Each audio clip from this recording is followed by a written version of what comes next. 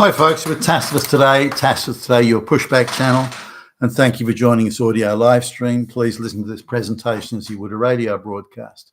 In this essay, I'd like to talk about, and this is by special request from one of our most valued sort of listeners and viewers, about Australia's role in the Second World War. And apparently it's not really known much outside of Australia, and I think this, people coming from Europe probably don't know much about it at all. So let me talk about that. Now, when war broke out in September 1939, the policy of the British Commonwealth and the British Empire as it existed at the time was to treat warfare as an international level. So the entire empire and Commonwealth was involved. So when Britain declared war on Germany, Australia did, Canada did, all that sort of stuff. So it was viewed again as sort of a part of an international strategy, which had been to a large extent British policy really since the 7 Years' War, to see conflicts as international rather than just local. Particularly a major conflict with another major power, as the case was with Germany. Now, there are a few sort of things that couldn't be foreseen. It wasn't anticipated that the Japanese would become that aggressive that quickly in terms of military expansion, although it wasn't ruled out. I mean, it wasn't treated as something that was never going to happen. It was considered as a possibility, but it would be some years off. Now, the stunning and swift German victory in 1940, where it took 6 to 8 weeks to defeat the British and French, Dutch and Belgian armies. I mean, an astonishing military accomplishment. Masterpiece of military planning and execution there. That was quite a shock to the system. Now, the Dutch had considerable, like around Indonesia and so on, the Dutch had a colonial empire, as indeed did the British around it, so and the French. So that when France was defeated, this put their in Indochina, so Vietnam, Laos, Cambodia, and around there. These were all French colonies since the 1890s, and it put their sort of continuity in doubt. Could the French stay governing those colonies? What was the status of them?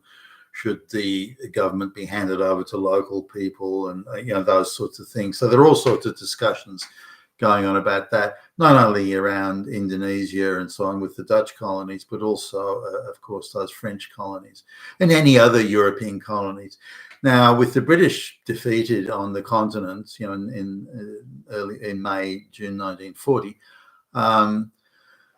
The British were hard-pressed at home. They didn't have a particularly large army, as they were relying heavily on the French armed forces. And also they were relying quite heavily, spreading the load around across the empire. And Australia had something in the order of 60 to 70,000, depending on whose numbers you look at, Australians serving in the British forces in Europe, and in North Africa and so on.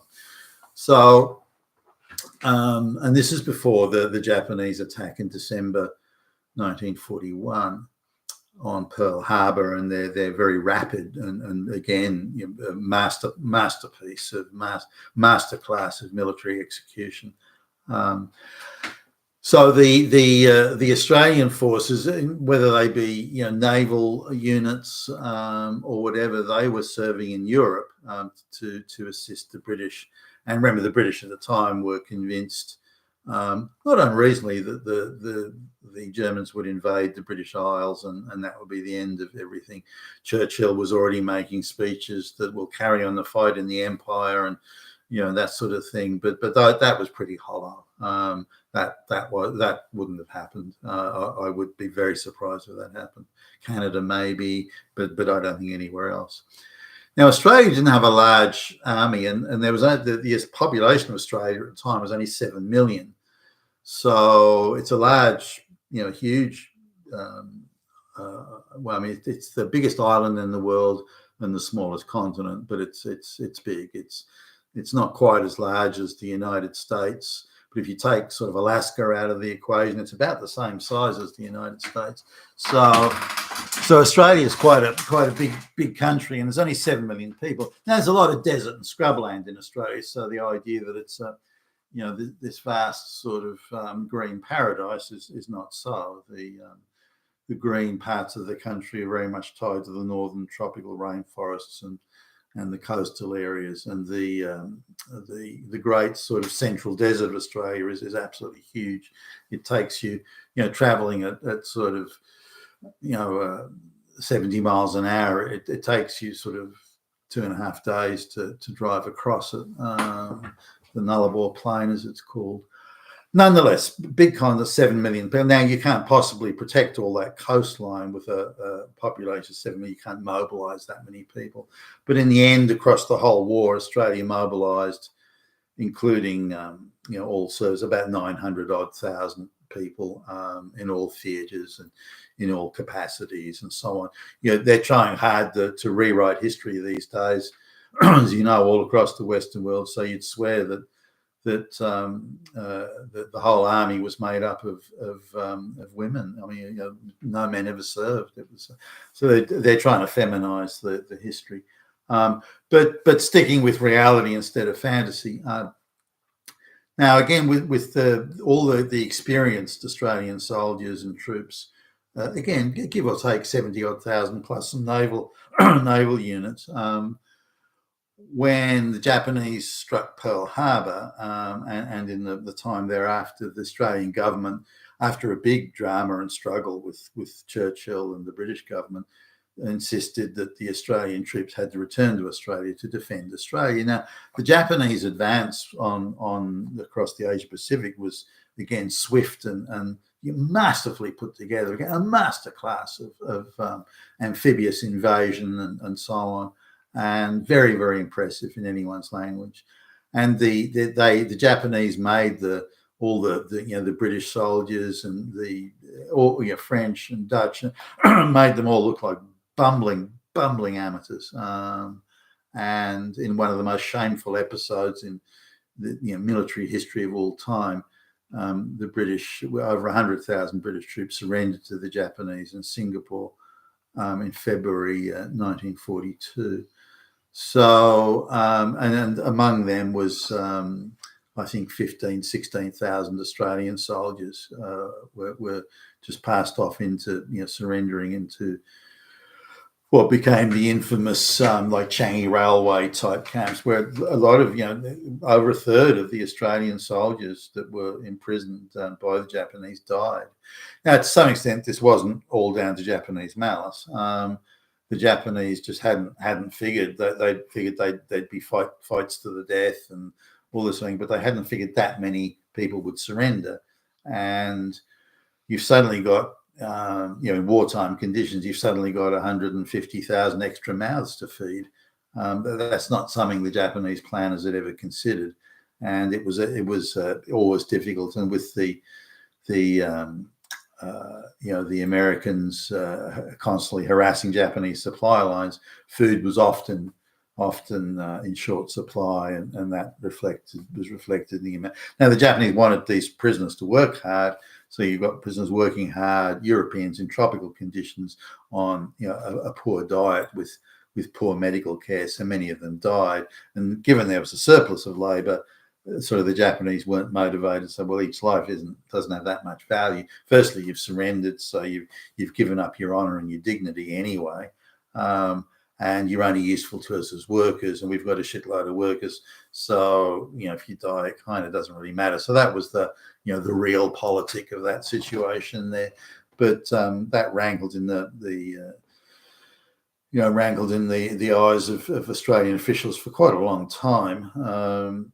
And the treatment, or the poor treatment of Allied prisoners during the war. I mean, the revenge was exacted in the trials of the Japanese commandant, the guards and so on at the prison camps. So anyway, so the Japanese in December 7th attacked the American naval base at Pearl Harbor. Now, the Japanese had been belligerent for quite a while. They took the view, and had done really since the 1860s, that if they didn't become a major regional power, that they would be dominated by other world powers, whether it be Britain or the United States or Germany or France or wherever. So they took the view that they really needed to industrialize, move from a feudal sort of semi-feudal system. They industrialize, and they needed to be able to compete on equal terms with the Europeans. They shocked the whole world because in 1895, after only really 25 years of modernization, they defeated the Russians in various battles, naval and land battles, around Korea and Shantung and around there in what's northeast China, and so they showed very quickly that they were now regional powers in that area of North Asia.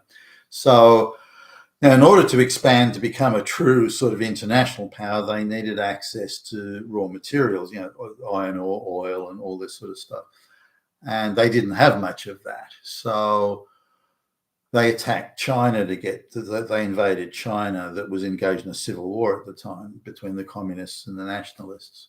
So they invaded China, the Japanese invaded China, and the American government of Franklin, Roosevelt retaliated, if you like, or took action and sanctioned the Japanese, cutting back on the amount of raw materials, things like oil that they could get.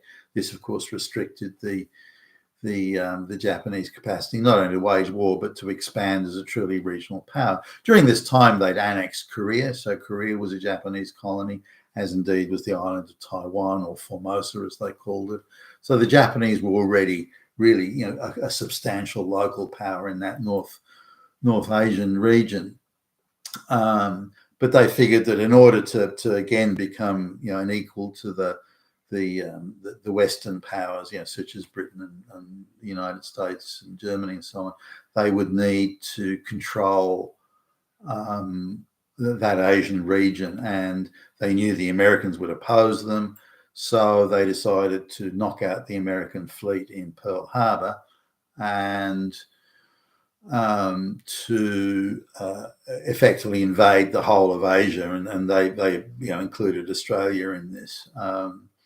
So they launched their attacks. Now, at the same time as they attacked Pearl Harbor, they were also invading Malaya, as it was called then, Malaysia today, Singapore, Hong Kong, which was then a British colony, Thailand, into Burma, or Myanmar as it's now called, and all over, again, Vietnam, Laos, Cambodia, all through there, and also Indonesia, Borneo, the islands around that wider, the island of Guam, and or the entire Philippines, of course, all the islands and areas of that Asian region.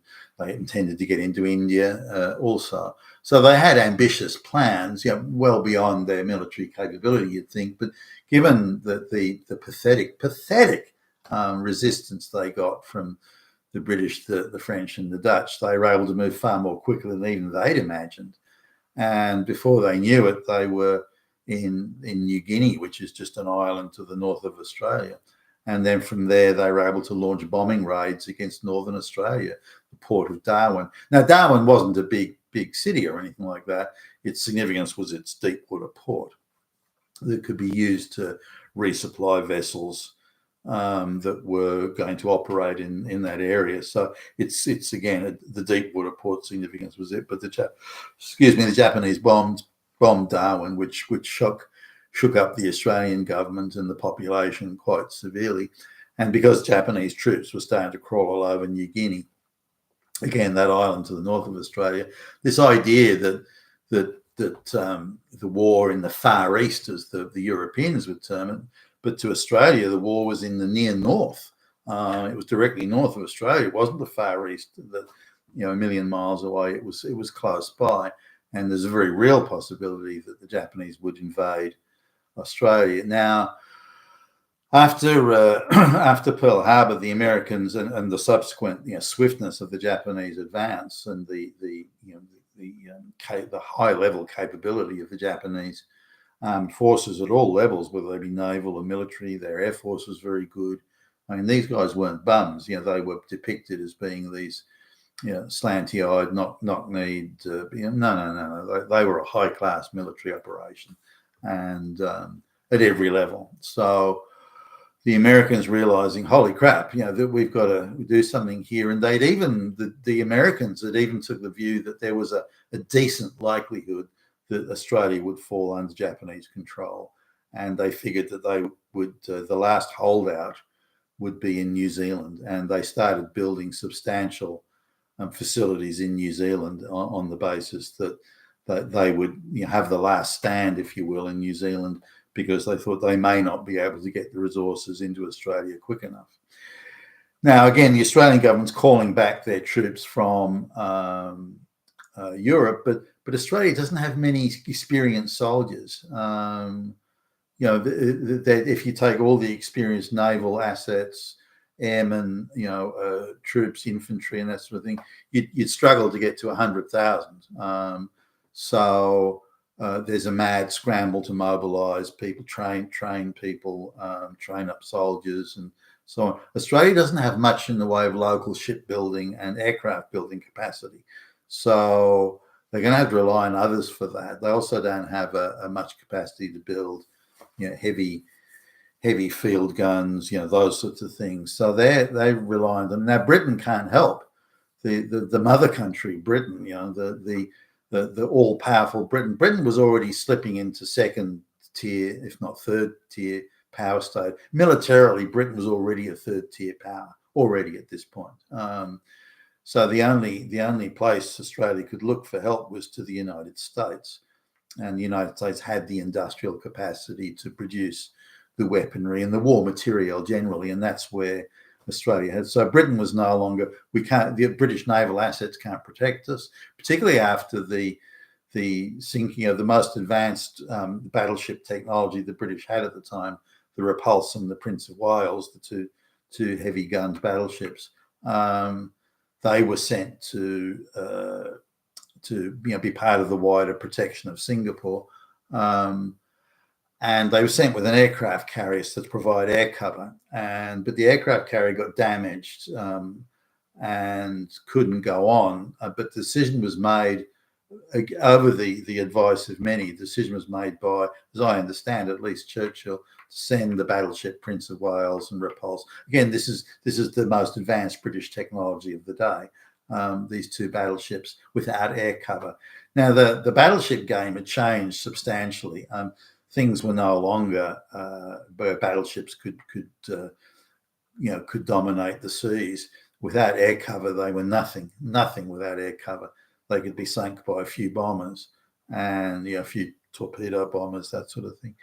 And the Japanese had a very good, well-trained, very skilled, torpedo bombing arm. So the battleships were sent on, and as the Japanese troops were landing around Malaysia, these two battleships went out to intercept the Japanese naval forces. Fine, I mean, that's fine, but they had no air cover. The potential air cover they could have got from the airfields on the Malaysian mainland, that wasn't coordinated. So there was piss poor coordination here.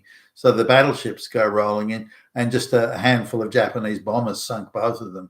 Thousands of men lost. The pride of the British fleet was sunk just by a few Japanese bombers. Just another example of the outrageous incompetence and ineptitude of the British armed forces at the time. No wonder the Japanese were treating British troops with utter contempt after that sort of showing. Anyway, the Australian government recalled the troops, and the main objective was to stop the Japanese in New Guinea. Again, this jungle island, and it's a very, it was a Stone Age society there, headhunters and cannibals, the whole 9 yards. And so the Australian troops were fighting in the jungle. Now, the Japanese were very good jungle fighting troops. They were masters of jungle ambush, very, very impressive in this regard. So but the Japanese were at the end of their supply lines at this point in New Guinea. So they were running out of supplies, minimally supplied, and didn't have a lot of troops there. And it took Australian troops 2 years to clear New Guinea of the Japanese soldiers. It was a substantial struggle. Now, the Australian troops had they were, I don't know, average equipment. I mean, you wouldn't say they were well equipped or well supplied. Again, Australia's industry didn't create a lot of the things that were needed, but they did create rifles and machine guns and bullets and this sort of stuff.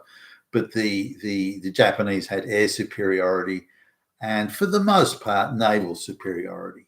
Now, in the Battle of the Coral Sea, the Americans managed to intercept the major Japanese assets going to New Guinea, and not so much defeated them. It was kind of a draw, I guess you'd call it, but it means the Japanese turned back. So the big reinforcements or major reinforcements of using New Guinea as a springboard for invading Australia, that was frustrated, and the Japanese really had to give up on that. And they had to consolidate in New Guinea first.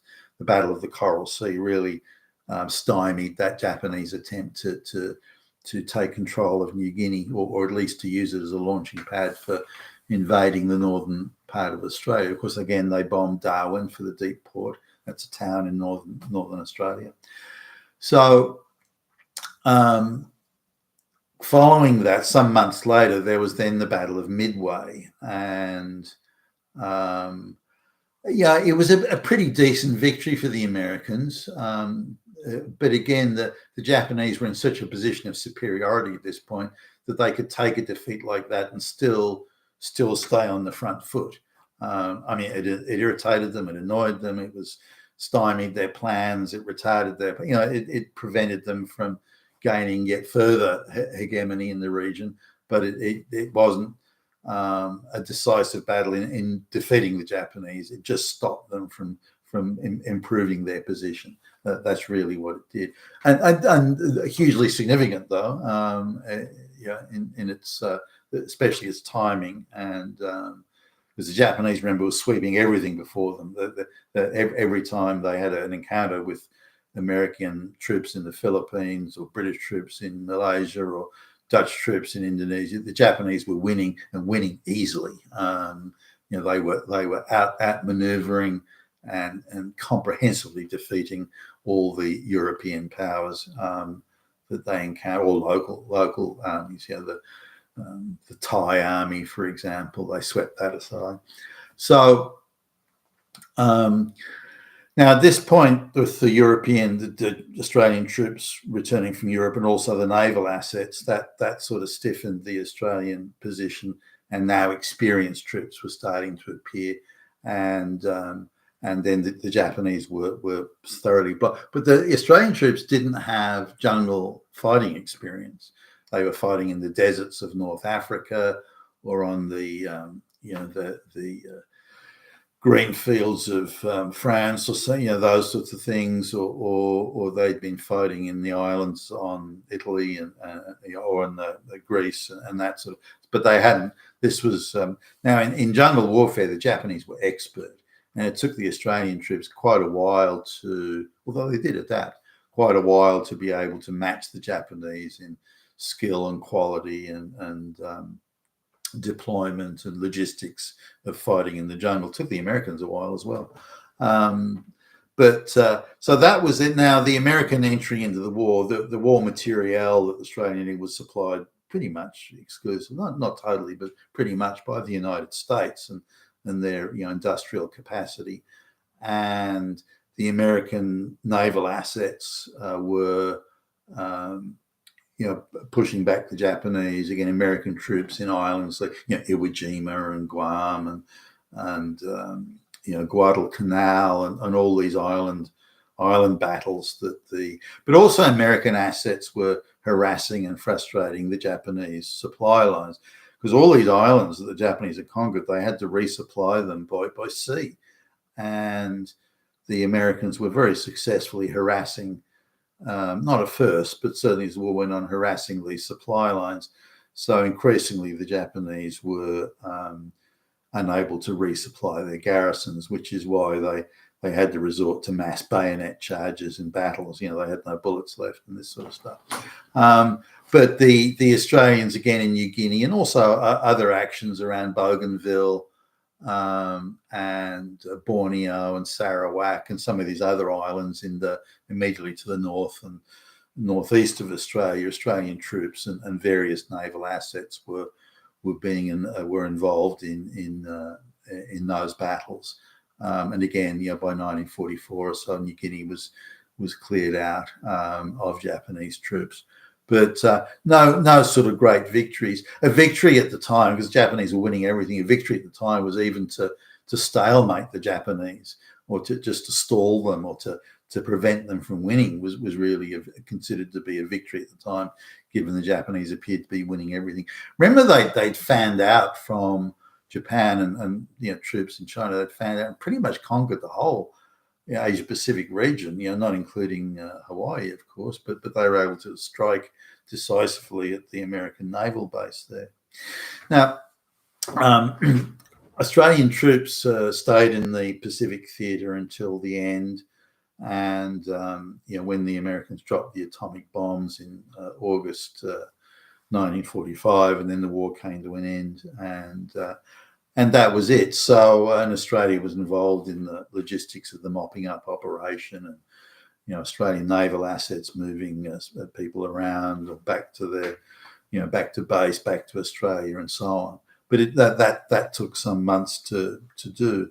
During that time, during the war, Australia had built up some industrial capacity that hitherto they didn't have, and that played large in other conflicts later on, like the Vietnam War or the Korean War, for that matter. But that was Australia in World War II. I've sort of tried to summarise as much as I can, and I've had to leave things out. But hopefully that'll give some sort of idea of what was happening in 1940 to 1945 in Australia in that Asia Pacific War. You've been a Tacitus today, your Pushback Challenge. Thank you for listening.